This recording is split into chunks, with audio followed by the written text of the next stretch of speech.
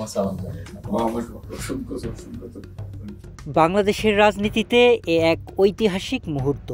লন্ডনে মুখোমুখি হন বিএনপির ভারপ্রাপ্ত চেয়ারম্যান তারেক রহমান ও অন্তর্বর্তী সরকারের প্রধান ডক্টর মোহাম্মদ ইউনূস।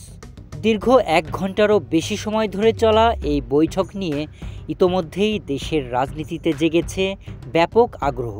আলোচনায় এসেছে সমঝোতা ও আশার বার্তা।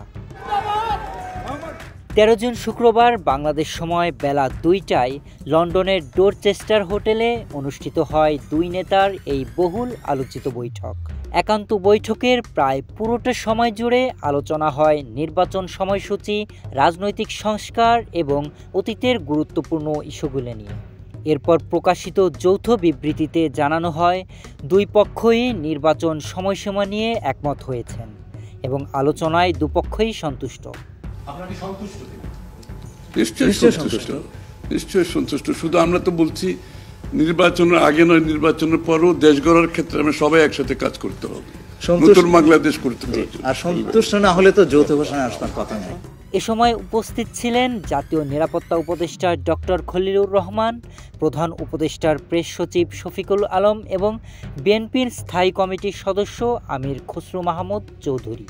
বিএনপির মহাসচিব মির্জা ফখরুল ইসলাম আলমগীর বৈঠক প্রসঙ্গে বলেন, তারেক রহমান প্রমাণ করেছেন রাষ্ট্রনায়কোচিত নেতৃত্বের সব গুণ তার মধ্যে রয়েছে। দুই নেতার এই বৈঠক জাতিকে অনিশ্চয়তা থেকে বের করে আস্থার পথে ফিরিয়ে এনেছে।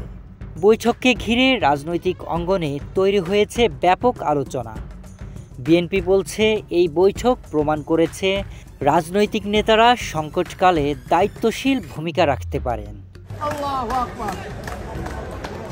যৌথ বিবৃতিতে আরও জানানো হয়, সব প্রস্তুতি সম্পন্ন করা গেলে 2026 সালের ফেব্রুয়ারির প্রথমার্ধে রমজানের আগেই নির্বাচন আয়োজন সম্ভব। তবে এর জন্য প্রয়োজনীয় সংস্কার ও বিচারের বিষয়েও অগ্রগতি অর্জন করতে হবে। রাজনীতির উত্তাপের মধ্যেও আলোচনার মাধ্যমে ঐক্যমতে পৌঁছানো সম্ভব।